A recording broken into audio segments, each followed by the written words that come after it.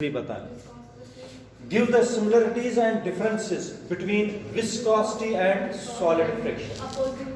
सबसे पहले मैं आप लोगों को similarities बताऊंगा. Similarities, ठीक है, चाहे viscosity है या solid friction. Solid friction होती है solid में, viscosity होती है liquid और gases. ये पता है.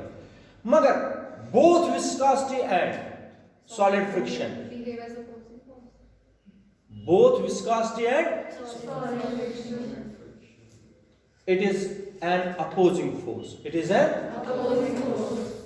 It always opposes the, it is always in the opposite direction to the flow of the liquid or flow of the two bodies. In case of solids, it is just opposite to the motion of the two bodies. In case of liquids, it is always to the opposite to the flow of the liquid. समझ आया? ये एक similarity. Second similarity इनकी है, it always opposes the relative motion. Relative motion एक layer चलती है दूसरे लेयर पर, मगर विस्कोसिटी क्या करती है? अपोज. रिलेटिव मोशन को क्या करती है? Oppose. It always opposes the relative motion between the two layers in case of liquids, and it always opposes the relative motion between the two solid bodies. Between the two layers in case of liquid, between the two solid bodies. ये याद रखना. ये है दूसरा. और तीसरा मैंने पढ़ाया हुआ है फ्रिक्शन में, both arise.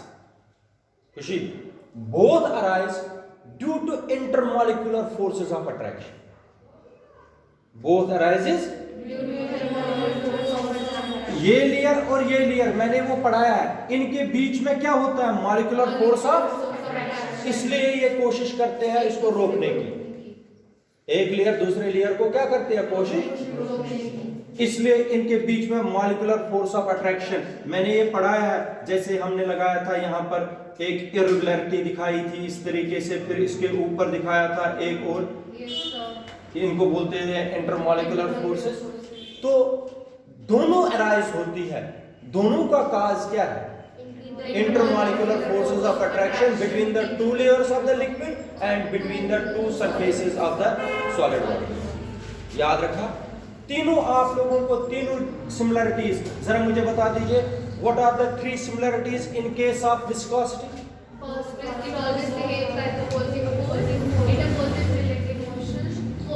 Both opposes to the flow of liquid or to the flow of the solid bodies, to the motion of the solid bodies.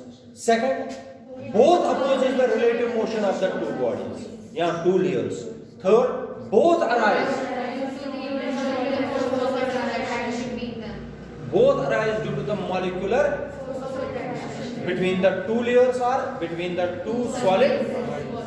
याद. अब है differences. इधर सुनिए differences. याद करो, विस्कोसिटी और solid friction.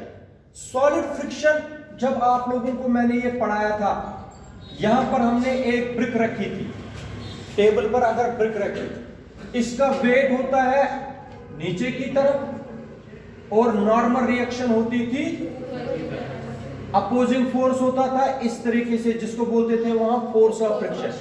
Force of friction होता था डायरेक्टली प्रोपोर्शनल किसको? आर को क्या बोलते थे? Normal reaction. इसमें लिक्विड्स में नॉर्मल रिएक्शन है कहीं पर?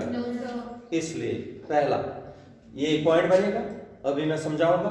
दूसरा, आप लोगों को मैंने बताया था फोर्स ऑफ फ्रिक्शन जो होता था, फोर्स ऑफ फ्रिक्शन वो इंडिपेंडेंट होता था एरिया ऑफ कांटेक्ट पर.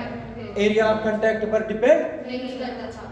मगर यहां पर तो अभी मैंने दिखाया viscous force depends upon the area, नहीं दिखाया.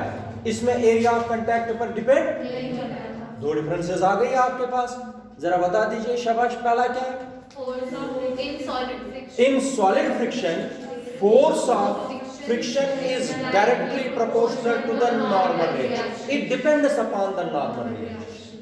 Force of friction depends upon the but viscous force or viscous drag does not depend upon the difference. आई समझ आया? आयु सेकंड डिफरेंस है force of friction does not depend upon the area of contact between the two bodies, but in case of viscosity, viscous force or viscous drag between two layers depends upon the area of the two layers.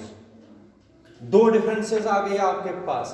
कभी आता है question 3 number का, give the differences and similarities between viscosity and solid friction. जरा मुझे बता दीजिए what are the differences. शाबाश.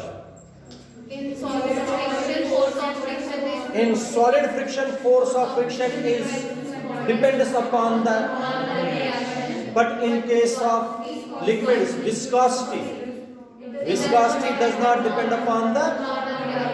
Shabash. Second point is solid friction, force of friction does not depend on area, but viscosity depends upon the. बताओ Isha, what is the difference between